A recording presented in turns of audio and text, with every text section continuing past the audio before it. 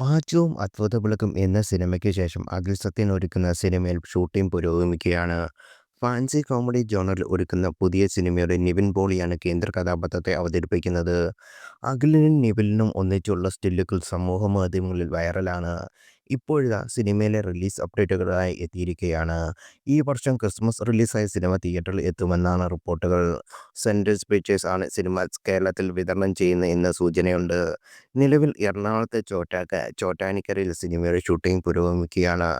ഗ്രാമീണ അന്തരീക്ഷത്തിൽ ഒരുങ്ങുന്ന സിനിമയുടെ രചനയും എഡിറ്റിംഗും അഖിൽ തന്നെയാണ് നിർവഹിക്കുന്നത്.